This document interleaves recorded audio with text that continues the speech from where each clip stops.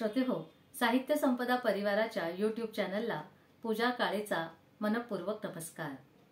वपू काळे यांच्या 92व्या वाढदिवसानिमित्त साहित्य संपदा आयोजित वपूरवाई या कथामालेत आज मी त्यांची एक कथा सादर करते आहे।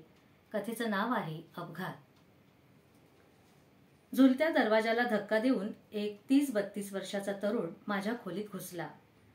त्याचं ते तसं येणं का कोण जाणे मला आवडलं नव्हतं। त्याच पद्धतीनं आजपर्यंत बरेचसे लोक आलेही असतील, पण त्यांचं येणं मला आवडलं नाही एवढं मात्र खरं। तथापि मला नाटक करणं आवश्यक होतं।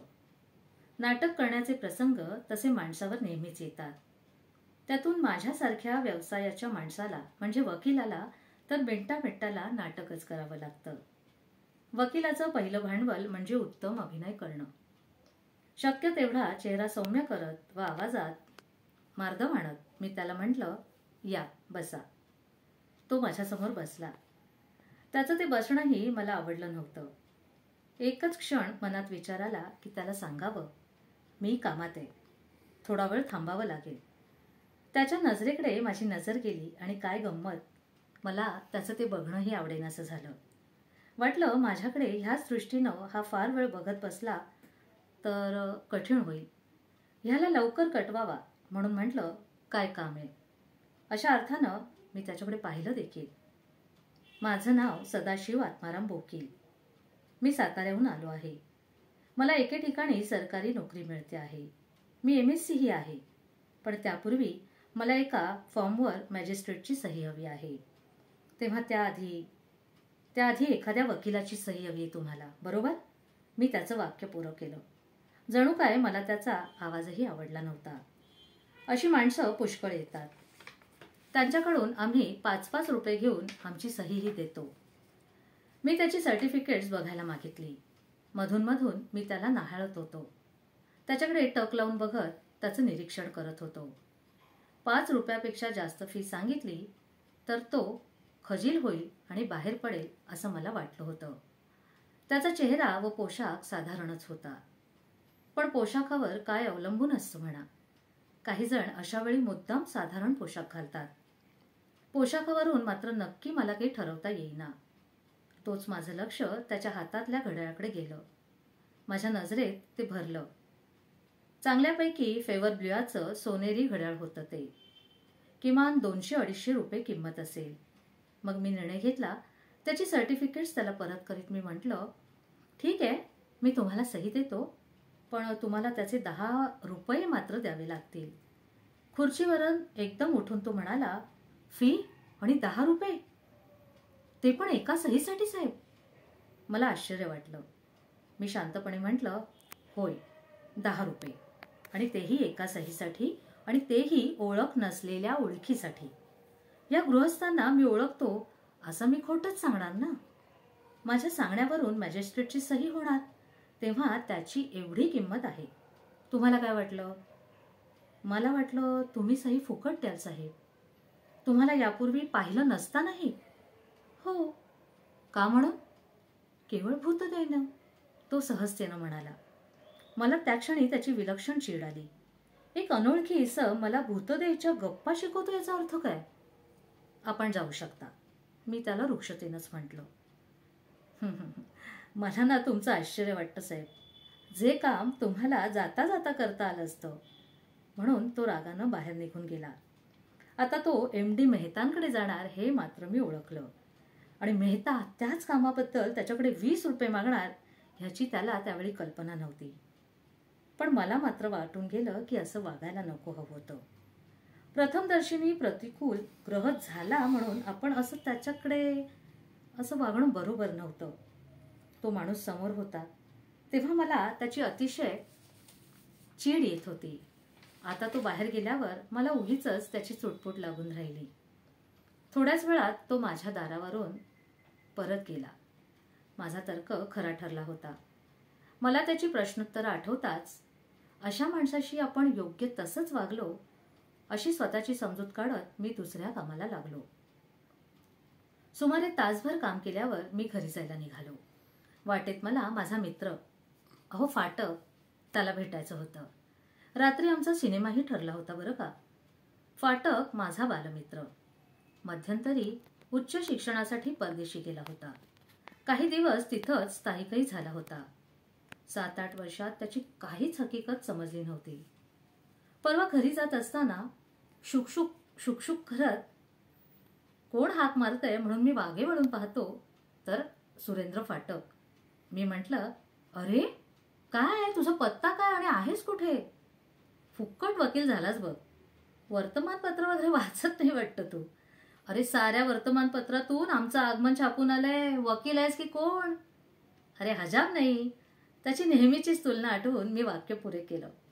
त्यावर तो खदखदून हसला होता. त्याचं ते हसणं, बोलणं, बघणं सगळं सगळं कायम तसंच होतं. खूप दिवसांनी भेटलेल्या मित्रांमध्ये काही आश्चर्यचकित बदल झालेला दिसावा अशी ज्याप्रमाणे एक सुप्त इच्छा असते ना, त्याप्रमाणे तो अगदी होता तसाच होता. तो भेटल्यावरचा आनंद मात्र वेगळा होता. त्याप्रमाणे त्याच्यात काहीच बदल न झालेला पाहून मला मात्र बरं वाटलं. मी म्हटलं, अरे दोस्ता, तुझ्यात काहीच बदल झालेला नाहीये. तू किती बदललायस ते तरी सांग. मी पहिलं म्हणजे मी कुटुंबवत्सल माणूस आहे आणि दुसरं म्हणजे मी बाप झालोय, बाप. माझा हात हातात घेऊन दाबत व पाठीवर हात मारून तो चक्क ओरडला होता. छान. ती पण त्याची नेहमीचीच सवय. एकूण पूर्वीचं सगळं कायम होतं तसंच होतं. अरे किती वर्ष होतास रे तिकडं? अरे 8 वर्ष झाली दोस्ता. मग येताना एखादी मेरी किंवा डॉली वगैरे? छे, काहीतरीच काय रे तुझं. का? अरे चांगल्या दिसतात की रे त्या बायका. अरे आपल्या तंद्रीत डवला न जाणारी नागिन काय कमी सुरेख दिसते का रे? तो म्हणाला आणि मला उगाचच बरं वाटलं त्या क्षणी. मग आम्हाला कुटुंब केव्हा दाखवणार? अरे दाखवू की. केव्हा येतोयस घरी ते तरी सांग. घरी नाही येणार हा. असं करू, येत्या गुरुवारी चांगलं पिक्चर आहे बघ. मला वाटतं हॉलिडे. त्याला जाऊ आणि तिथंच ओळख वगैरे वगैरे. कशी काय कल्पना? विलायती आहे, मी हसूनच म्हटलं. आणि त्यानंतर आज गुरुवार होता. घरी जाता जाता त्याच्या दरवाजाजवळून जाताना रात्रीचा कार्यक्रम नक्की करणार होतो आम्ही. पत्ता शोधायला वेळ लागला नाही. दारावरच त्याच्या नावाची डौलदार पाटी झळकत होती. अरे आलास का? अरे आला काय म्हणजे काय, आठवण करून द्यायला आलोय. रिकामाच आहेस ना? आहे की.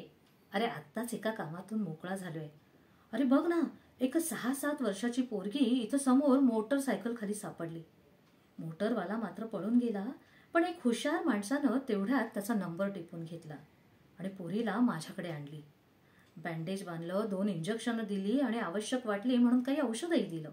अरे रे रे, फार लागलं होतं का रे तिला? लागलं असतं म्हणजे समज मेलीच असती. त्या माणसामुळं बचावली एवढं मात्र नक्की. पण खरी मजा पुढंच आहे, ऐक ना. मी त्याला म्हटलं. तुमची मुलगी का? तो मला म्हणाला. नाही, डॉक्टरांकडे घ्या म्हणून बऱ्याच जणांनी त्यावेळेला आरडाओरड केली, पण पुढाकार कोणीच घेतला नाही. मी म्हणालो, मग आता हिचं घर तिच्या दारात आहे ना आणि तिच्या पुस्तकामध्ये आहे तिचा पत्ता. तिकडं पोचवेन मी. मी थोडासा घुटमळलो. आता ती मुलगी पुन्हा माझ्याकडे येणार नव्हती. त्याच्या फॅमिली डॉक्टरकडे नंतर ती गेली असेल, पण त्या गृहस्थाचा सुद्धा त्या मुलीशी काही संबंध नव्हता रे. शेवटी जाऊ दे, काय पैसे मागायचे असा विचार करत मी होतोच. आणि त्याचवेळी त्या गृहस्थाचं माझ्याकडे बारीक लक्ष गेलं. अरे तुला एक सांगतो, मला त्याची नजर काही आवडली नव्हती. बिल कसं मागायचं ह्याचा विचार करत असाल तुम्ही. बघ ना, अगदी चमत्कारिक आवाजानं त्यानं मला हा अनपेक्षित प्रश्न विचारला. अर्थात माझ्या तोंडून नकळत उत्तर गेलं. आणि काय गंमत, त्या इसमानं ताडकन आपल्या हातातलं घड्याळ माझ्या पुढे आपटलं. हे डिपॉझिट म्हणून ठेवा. पैसे उद्या आणतो बरं का. अहो 5 रुपये जवळ आहेत माझ्याकडे, पण ते टॅक्सीला लागतील. खरं म्हणजे एका लहान पोरीला 2 इंजेक्शन व बँडेज बांधलं, ह्यात तुम्ही विशेष काय केलं तो डॉक्टर? मला असं वाटतं की तुमच्या मुलीसारखीच आहे ती. तुला खरं सांगतो मित्रा, मला उगीच राग आला रे. त्या माणसाची नजर व आवाज दोन्ही मला आवडली नव्हती. मी बोललो, काय काय म्हणून फुकट देऊ? तो म्हणाला, केवळ भूत देणं. अगदी सहजतेनं तो म्हणाला होता.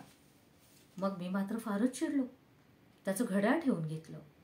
चांगलंच भारी आहे रे. त्याच्या हाताला ना खरं तर ते शोभतच नव्हतं. यावेळेला मला मात्र राहावेना. मी जवळजवळ ओरडलोच. अरे अरे दाखव ते घड्याळ. सुरेंद्रनं ड्रॉवरमधून घड्याळ काढलं, माझ्यासमोर धरलं. त्या टाकून गेलेल्या गृहस्थाचं, खरं म्हणजे बोकीलचंच घड्याळ होतं ते. सुरेंद्रला मी माझी सकाळची हकीकत सांगितली. नंतर रात्रीच्या कार्यक्रमांचं नक्की करून आम्ही घरी निघालो. सौनं दरवाजा उघडला होता. आत बघतो तर ही तोबा गर्दी. शेजार पाजारच्या सगळ्या बायका आमच्या खोलीत येऊन जमल्या होत्या. पलंगावर डोक्याला बँडेज बांधलेली माझी मुलगी शुभा झोपली होती. सौनं एका दमात सगळी हकीकत सांगितली आणि बोकीलच्या चांगल्या स्वभावाचं वर्णन ती पुन्हा पुन्हा करत होती. खरं म्हणजे दुसऱ्या दिवशी बोकीलला कोर्टात केव्हा एकदा पाहीन असं मला झालं होतं.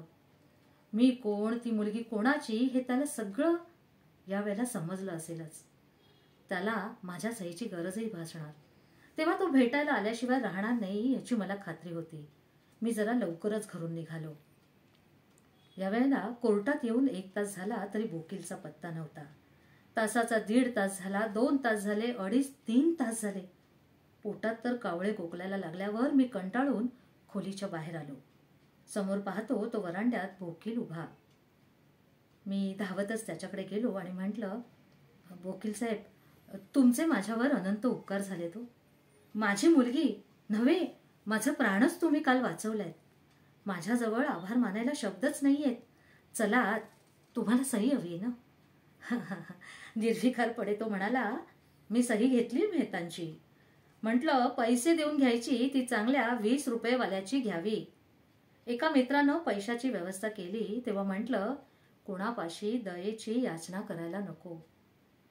यावेळेला ना मित्रांनो, मी अक्षरशः गोठून गेलो होतो.